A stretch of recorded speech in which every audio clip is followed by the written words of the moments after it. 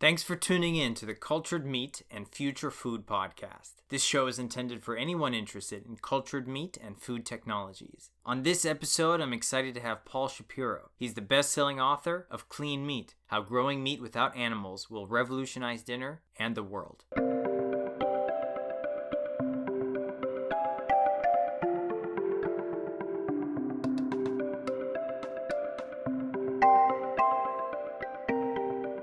Thanks for joining us on the Cultured Meat and Future Food podcast. We're excited to have Paul Shapiro as a guest for today's episode. Paul Shapiro is the author of the Washington Post bestseller, Clean Meat: How Growing Meat Without Animals Will Revolutionize Dinner and the World. Paul, I'd like to welcome you to the Cultured Meat and Future Food podcast. What an honor, Alex. Thanks for having me. Paul, tell us a little bit about the book, Clean Meat: How Growing Meat Without Animals Will Revolutionize Dinner and the World, and really the inspiration behind it. Well, Alex, I'm proud to say that I have written the book on clean meat since I have written literally the only book on clean meat. So it's a low bar to climb over there. But the book basically takes a look at the race to commercialize the world's first ever clean animal products. And it looks at the history of this industry. To the extent that anybody is actually familiar with this, most of the time they know that there was a burger that was debuted about 4 or 5 years ago, and then some more companies have been founded since then. But this goes back further than that and looks at the history of the ideas and the original players and pioneers and really like the prophets of the clean meat field, and then looks at how the companies that are getting the most attention now basically got started, what the motivations were, and what they're doing, what they're focused on. So the inspiration for me was essentially that I think there's a story to be told here, that it's very difficult to see how we're going to feed the coming billions of people who will be inhabiting the planet by 2050 with anything resembling any type of a sustainable diet if they eat the way that we think that they're going to want to eat, which is the way that wealthy Western countries do, which is a diet that's heavy in meat and eggs and dairy. Those are very resource intensive on the planet. They promote an enormity of cruelty to animals, and there's just not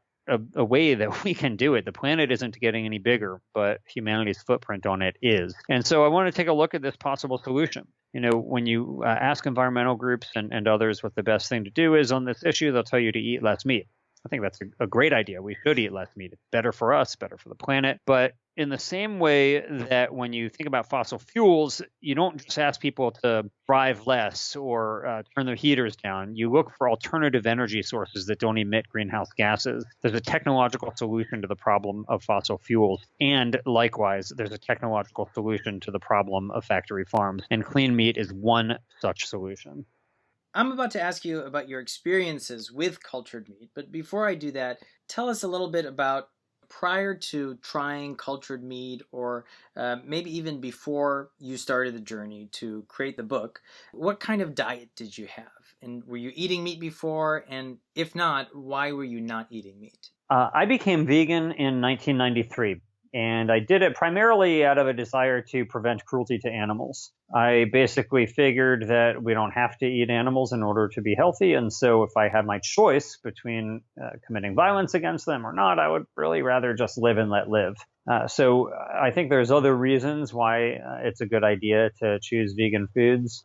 But that was the primary reason for me. And so when I first ate clean meat in 2014, I was at Modern Meadow. At that time, they were based in New York City, and Andrus Forgax, the CEO, had been experimenting with what he called steak chips. These are basically kind of like potato chips, but made out of meat. They're like a dehydrated, barbecued piece of beef jerky. Now, Andrus at that time was doing both beef and leather, so really the inside and the outside of the cow. He's since gone on to focus exclusively on leather, and he's put his steak chips on ice, so to speak. But I was very glad to eat the steak chip. In fact, at that time, more humans had gone into space than had ever eaten meat that had been grown outside of an animal. And so it was a great honor. I went there to take a tour to see what he was doing. I had no idea that he was going to offer me to sample some. And I knew that it must be very expensive because only a year prior, Mark Post in the Netherlands had debuted the first clean burger with a price tag of around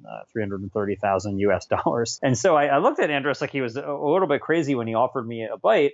And I said, isn't this really expensive? And, part of me was thinking it was expensive. The other part of me was thinking I haven't eaten meat in more than 2 decades. And so I was a little bit conflicted, but one, I wanted to be a good guest. And two, I realized the historic nature of what he was offering me the chance to do. So I didn't really think long about it at all. He gave me the steak chip. I put it on my tongue, and I remember before chewing it, I pushed it like to the roof of my mouth. And I basically just tasted barbecue at first. And I started chewing it, and I liked it. I thought it was very good, and I wish I had more. So my mind started racing with these questions about personal identity. Did this mean I wasn't a vegetarian? And I basically concluded I didn't really care. For me, the idea of vegetarian or vegan eating, it's not about a label or a personal identity. For me, it's a pragmatic decision to try to reduce animal suffering. And this product seemed to satiate that concern. So when I ate it, it wasn't that much. It was just one chip, and it was good. But I hadn't yet decided to write a book on the topic yet. I didn't make that decision until 2016. But I knew that what Andrus was doing with Modern Meadow and what others in the very, very embryonic field of cellular agriculture at that time were trying to do was revolutionary. By divorcing meat production from livestock raising, it could address many of the most pressing problems that humanity faces. And from that moment on, I was completely fascinated by it. And I had been a fan of the idea of culturing meat from without whole animals for a decade at that point. But actually tasting it myself and realizing this was no longer just science fiction fantasy, but really was now science fact, that to me really made me excited. What about other types of cultured meat that you've tried? What kind of scenarios were you in, and how were those experiences? Oh, well, I think I have the distinction of maybe having eaten a greater variety of clean animal products than anybody else on the planet. I don't know if that's true, but for the purpose of the book, I was fortunate enough to get to eat clean beef, duck, fish, foie gras, chorizo, and yogurt. And so, when you're chronicling these companies, of course, many of them were quite eager to let me sample their products so I could write about it. And they varied. Take the foie gras as one example. To the extent that people even know what foie gras is, which most people don't, they probably don't know how to pronounce it. They don't know anything except maybe that it's controversial. It involves force feeding a duck or a goose to get their livers to swell up to 10 times their normal size. And it's been the target of animal welfare concerns for a long time. In fact, more than a dozen countries have banned its production. California thinks that it is so cruel that it bans both the production and the sale of avian liver that's from a bird who's been force fed. But Hampton Creek, which is now called Just, was in 2016 experimenting with growing their own liver cells and fattening them. So in vitro, they would feed them more sugar, and that would fatten the cells up, and they were producing real foie gras truffle mousse from it. And they offered me some of their foie gras mousse, and this is a product that is, among the most controversial animal products on earth. And so it was pretty surreal to put this in my mouth and to realize that I was eating truly cruelty-free foie gras, that no animals were harmed whatsoever in this. And I liked it. I have to admit, it was kind of like an embarrassing amount of pleasure. Now, I had never eaten foie gras from a bird in my life, so I don't have any basis with which to compare it. But I did like it a lot. And I thought to myself, when you eat a really fatty food, you get a lot of dopamine, you feel very good, it tastes great. And the only thing I have in my life like that probably is like eating guacamole, which I love. And it was better than that, though. It really tasted great. The main market for clean meats and cultured meat is not the vegan or vegetarian segment, right? But Right. Do you think that most vegans and vegetarians would try clean meat? Well, first, Alex, I think you're right. It really doesn't matter whether vegans eat clean meat or not. They are not the target audience for this. The goal is not to get vegans to swap out, tofu with brown rice and beans for clean burgers. The goal is to have clean meat replace conventionally produced animal products. But to the extent that there are vegans like myself who are primarily vegan for ethical reasons, then yeah, I don't see why they would have a concern about doing it. I mean, personally, I don't really have a big desire to eat meat. So even when clean meat is commercialized and regularly available, I would still probably eat a plant-based diet. At the same time, there's interesting polling on this. So nearly all of the polling until very recently has shown that those with the least interest in eating clean meat are vegans, vegetarians, and meat reducers. So basically what the polling has shown until very recently has been that the people with the greatest interest and willingness to eat it are the people who eat the most amount of meat. So let's say people who go to KFC and other fast food restaurants. And the people with the least interest are the people who eat the least amount of meat now. However, a new poll just came out that I read just a few days ago that actually found that 60% of vegetarians, or I don't know if it was vegetarians or vegans, one of the two, but it was 60% said that they were willing to eat it, which was pretty remarkable and anomalous in the literature. So I'd like to see some replication in that, since it is such an outlier in what the research shows. But again, I think you're right, Alex. Frankly, I mean, it doesn't really matter whether vegetarians eat it, since that's not really the goal. Currently, the industry is pretty small. Do you think that the cultured meat startups or clean meat startups will be really big tech revolution that's comparable to like artificial intelligence today, cryptocurrencies today, or do you think it's going to have such an impact like the internet or even smartphones like the iPhone? I'm very hesitant to make this type of bold predictions, since I think it's hard to make predictions, especially about the future. So I don't know the answer to that, but I will say this. Right now, you have in the polls, from the most pessimistic polls showing only 20% of Americans willing to eat this, to the highest one showing in the high 70% of people willing to eat this. No matter which way you slice it, you're talking about a multi-billion-dollar industry.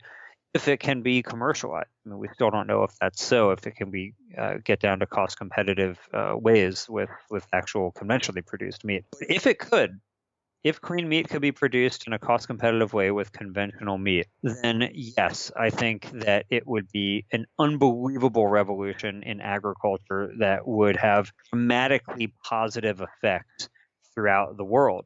You would see not only great gains for human nutrition, but you'd also be able, and food safety problems, because clean meat is called clean meat in part, not only because it's like clean energy in that it's much more efficient to produce, but it's also much cleaner from a food safety perspective than conventionally produced meat. But you would also see really a change in how the planet looks from space. I mean, right now, the two of the leading causes of deforestation on Earth are creating pasture land for cattle grazing and growing feed crops to feed animals confined on factory farms. And so you would quickly have a reforestation of lots of parts of the planet that have been deforested for these two purposes. You would also have a return in some cases, not necessarily to forests, but let's say to wetlands where they were prior to being farmed. Because animal agriculture is a leading contributor to greenhouse gas emissions and produces more greenhouse gas emissions than the entire transportation sector combined, more than all cars, planes, boats, trucks, all combined, you would also have a very notable reduction in greenhouse gas emissions.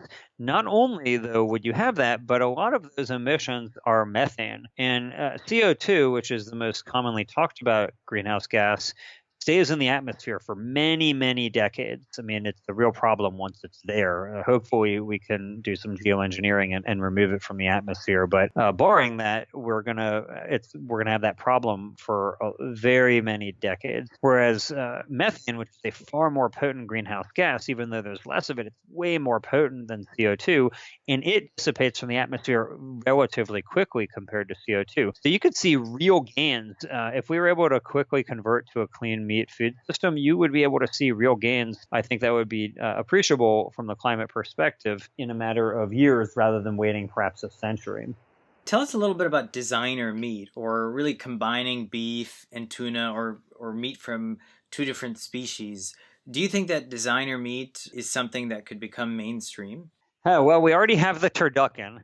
So, people who aren't familiar with a turducken, it's basically a chicken inside of a it's a chicken inside of a duck inside of a turkey, and then you bake it all together, and you eat like a glutton there. But I don't think it's that unreasonable to expect that you could culture, let's say, tuna and beef cells together and get some type of like a tuna steak combo.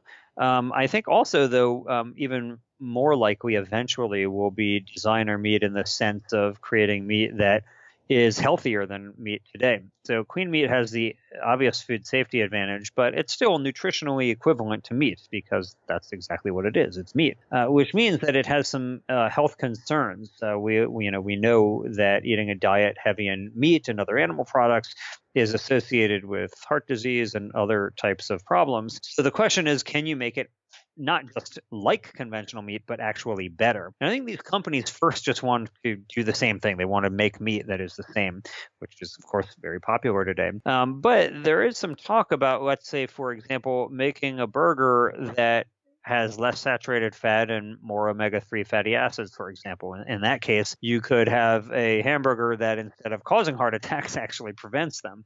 But that's, I think, further down the road. So yes, I think there's nothing to suggest that that's not possible, but it still is not going to be one of the first products offered, I don't think. Sometimes we use the term clean meat. It's been referred to as cultured meat, also in vitro meat. What do you think we'll be calling it 20 years from now? It is kind of like ice in that 150 years ago, we had a massive ice industry where barons were made from harvesting naturally formed ice in northern lakes and shipping it all over the world.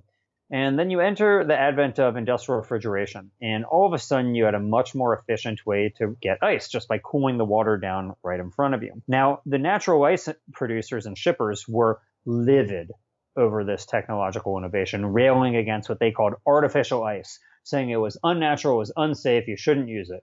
Well, now, fast forward to today, and all of us have artificial ice makers in our homes. We call them freezers, and we don't think there's anything unnatural about it at all. We don't even stop to contemplate anything other than that is the way that we get ice, is by making it ourselves. But for millennia, the only way anybody had ice was getting it from nature.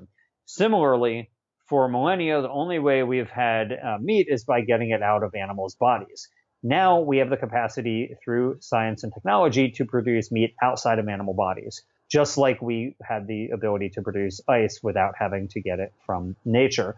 And we just call it ice. We don't have any special name for it. This is meat. Really, that's what it should be called, is just meat, because that's exactly what it is. At the same time, for now, we need some type of a term so you can have intelligible conversations about it when you still have this nascent industry. And what do you call it? And what the product is called really matters. It really matters because it influences what people think of it. I mean, words matter. And the polling and the focus groups are very clear. All the surveys and focus groups that have been done on this topic, whether done by the Good Food Institute or by New Harvest or others, have found that clean meat performs very well. It also has the benefit of being accurate in that it's, again, cleaner for the planet and cleaner from a food safety perspective. In vitro meat is automatically a turnoff. I think it sounds like eating a baby, since most of the time when lay people hear in vitro, they're just thinking of in vitro fertilization. And by the way, it's another good example. What do you call babies born from in vitro fertilization? You just call them babies because that's what they are. And so it's another similar analogy. At the same time, cultured meat was an improvement over in vitro meat.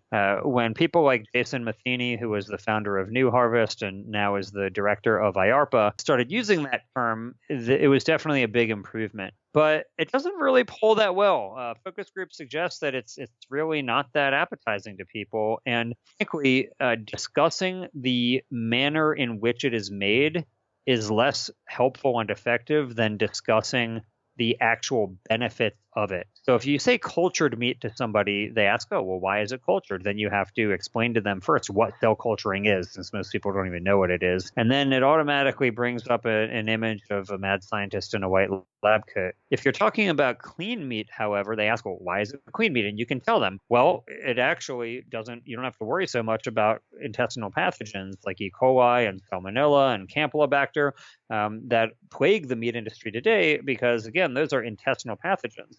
When you're making clean meat, you don't have to grow intestines at all. You're just growing the muscle. So it's cleaner from a food safety perspective, and like clean energy, it's better for the planet. So I'm open to other terms that would be better if anybody comes up with a term that polls better than that. But for now, it does seem like clean meat is the most effective term and probably the most accurate term to use as well. In your book, you spoke to a number of startups that were in the clean meat space. If somebody was interested in getting into the industry today as a scientist or entrepreneur, what suggestions would you have for them? Great. Well, you're needed. Visit cleanmeat.com and click on the jobs section. There's lots of jobs needed. And most of the people who would be involved in this type of work, stem cell biologists, tissue engineers, and so on, are going into the medical industry. They're going into pharmaceutical, they're going into medical, et cetera. And they are needed in this field, and they can make a huge impact. And so we need them. We need them. And so I would suggest taking a look. Companies like Memphis Meats and Just are hiring like crazy. Geltor is another great company. They are hiring, but nearly all of these companies are hiring. I would just go to cleanmeat.com, look at the jobs page, and start talking to these companies because your expertise is desperately needed. What's really the biggest blocker from us having clean meat on store shelves today? Is it related to financing? Is it related to bringing costs down? Like what is really blocking us from taking this mainstream?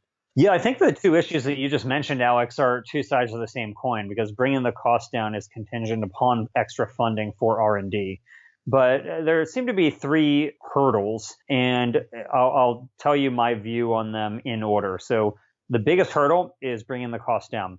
And that basically means finding less expensive ways to feed the cells. You take these cells out of the animal's body and you put them in a cultivator so that they think they are still in the animal's body. You need to put energy in there so that they're warm and they're at body temperature, but you need to feed them so they will proliferate. And right now, what is fed to them is very expensive. And that's fine if you're working on this in the medical space because people are willing to spend a lot of money on medical therapies. Not so much on food, though. So we need to find cheaper ways to feed these cells that will keep them happy and growing. That's problem number one. Problem number two is potential government regulation. So if you look, for example, in the European Union, where they have straight up banned, various genetic modification technology, they might do the same here. Now, to stress, the clean meat companies are not using GMO technology. They could, but they aren't right now for consumer concerns. But it's not so much GM stuff that people fear. It's, this idea of applying technology to food. We delude ourselves into thinking that we want natural food as if any of the foods that we're eating today are somehow natural. Just go do a Google image search for what the original bananas looked like. They're these puny little fruits that had gigantic seeds in them. When you go and eat a banana today, it may not be technically a GMO banana, but it's so dramatically different from the ancestor that we domesticated. It's hard to even recognize it. But I think government regulations based on unfamiliarity among consumers with this category of food are a real concern.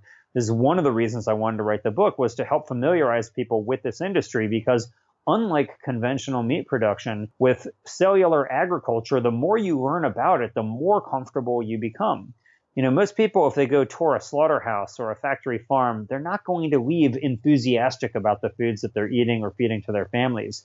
When you learn about how these companies are producing meat, you're actually quite psyched about it. And you think that this is something that you would want to support. So I think the technological barriers are probably a bigger problem than the potential government barriers, especially in countries where this is going to be needed the most, like China and India and Brazil and so on. And then finally, and this is, I think, the least of the concerns, but it's still a concern, is that issue of consumer acceptance. Will people want to eat these foods? And I think the polling is pretty clear that many people do. And I also think that when people are offered food at a cost competitive price that is the same, except that it's safer, that they'll gladly eat it. Think about it. Right now, people eat meat not because of how it is produced, but rather in spite of how it is produced. If you were to ask somebody, hey, would you like to eat meat from an animal who was pumped full of hormones and antibiotics, who lived in her own feces, never saw the sun, never walked outside, and was slaughtered in a horrifically violent way? Most people, of course, would say, dude, are you crazy? Yeah, that's a reality for a lot of the meat that people eat today. And so when you present a better alternative available to them, I think people, in the same way that people converted to human-made ice, people will want to convert to clean meat as well. Follow up on kind of like the first point regarding what we're feeding the cells. What exactly is it? Right. Well, a couple of things. So first, I mean, just to state one fact, I mean, most plant-based foods like fruits and vegetables still have inputs that are not vegan. I mean, you're using animal manure, you're using fish blood as fertilizers. So a lot of the foods, even fruits and vegetables that we eat, still have animal inputs, sadly. But yeah, I mean, for the acellular producers, companies like Geltor and Modern Meadow and Perfect Day and Clara Foods, they are not using animal ingredients at all. I mean, they are basically doing an acellular process of microbial fermentation that does not require any animal ingredients, and they are producing real collagen, real dairy proteins, real egg white proteins, and so on.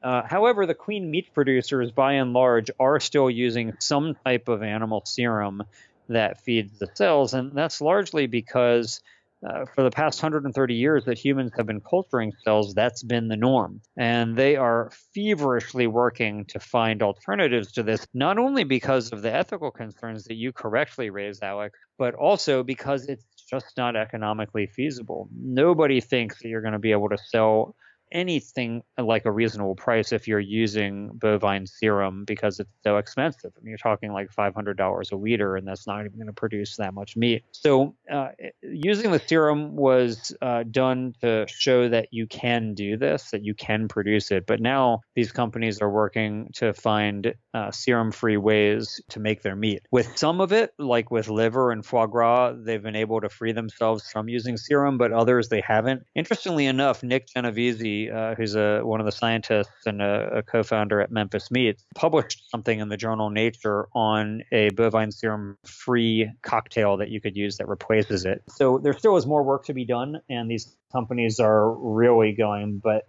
that's kind of like the holy grail for these startups right now, is how to free themselves from using serum and animal serum. What can the general public expect from the clean meat industry in the very near future? Well, probably some symbolic commercialization.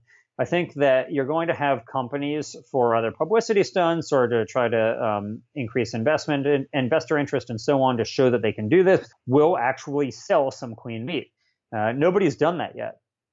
There have been public tastings of the Memphis meatball, or of the Mark Post burger, or of Hampton Creek has had people eat some of their products, but nobody's actually made a commercial sale of clean meat anywhere on earth yet.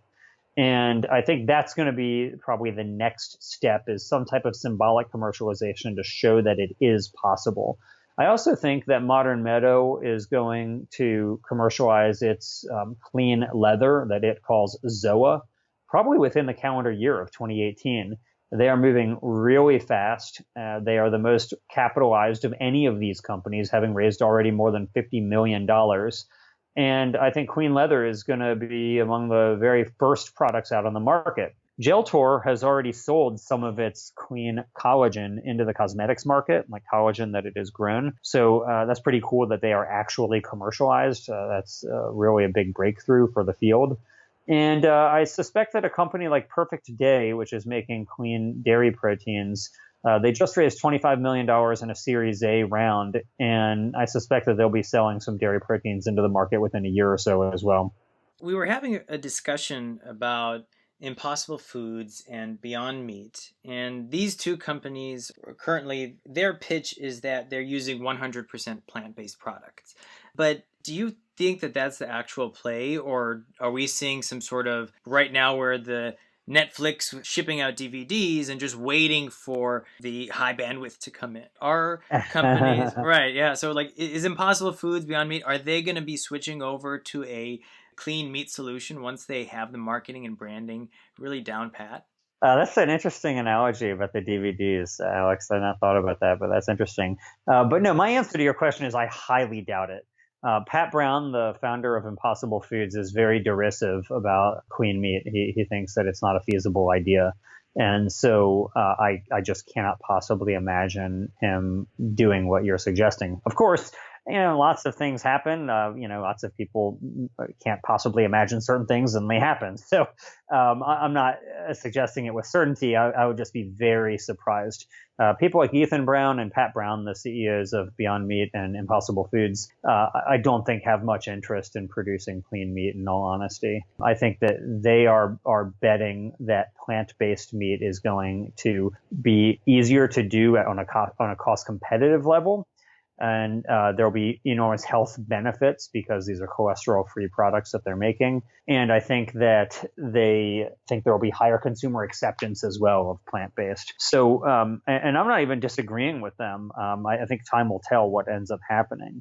In fact, even Jason Matheny, again, the founder of New Harvest, said, and he says this in the book, that if he had to make an investment right now between plant-based meat or clean meat, that he would probably bet on plant-based meat doing something bigger. I mean, keep in mind, like the Beyond Burger is already in thousands of supermarkets. It's selling for $2.99 per burger. They're in lots of restaurants, and people really like it. I personally love it. I think it's great. Whereas clean meat has never been sold anywhere on earth. It's still astronomically priced. Plant-based meat just has a really big head start. At the same time, it isn't actual meat.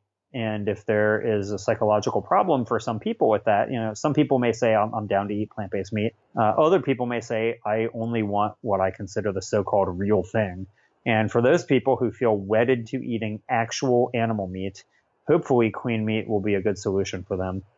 It's been a short time since the book has been on store shelves, but the industry is moving very fast. Are there any clean meat startups we should be on the lookout for that might not have made it into the book? Yeah, lots happened. The book's been out for only 2 months, and I'm already we're selling the book in other countries now, and so I'm already doing updates to the manuscript for that. Tyson Foods, for example, had yet to actually invest in a clean meat company.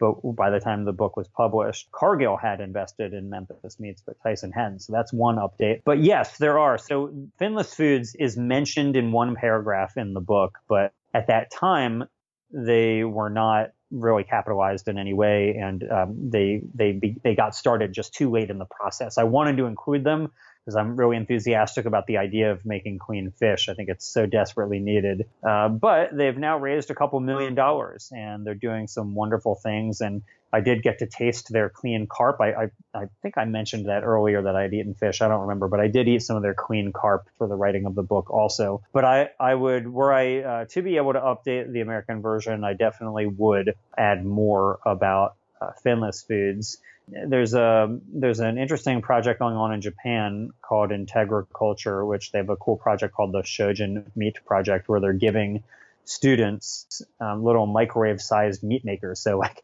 imagine you go home and you have, of course, your bread maker or your ice cream maker, then you have your meat maker right next to it, and they can culture their own cells and grow their own meat in their own homes. It's very cool. I probably would include that as well. There's a promising startup called Mission Barns, which is being run by Eitan Fisher and David Bowman, two folks who were at Hampton Creek doing their clean meat program. They left Hampton Creek and have now started their own clean meat startup called Mission Barns. So things are moving. I mean, things are really moving fast. A lot has happened in the couple months since the book was published. And I do hope that there is another edition, like a paperback, and I can add that to it, and hopefully a lot more. You can find Clean Meat, How Growing Meat Without Animals Will Revolutionize Dinner and the World on Amazon and other booksellers. And the official website is cleanmeat.com, where you'll find job openings in the cellular agriculture world. Paul, are there any last insights you might have for our listeners? I'm grateful that you're doing this show, Alex. It's really cool, and I'm very honored to be a part of it. So thank you for having me. Paul, thank you so much for being with us today and sharing your story on the Cultured Meat and Future Food podcast. This is your host, Alex, and we look forward to being with you on our next episode.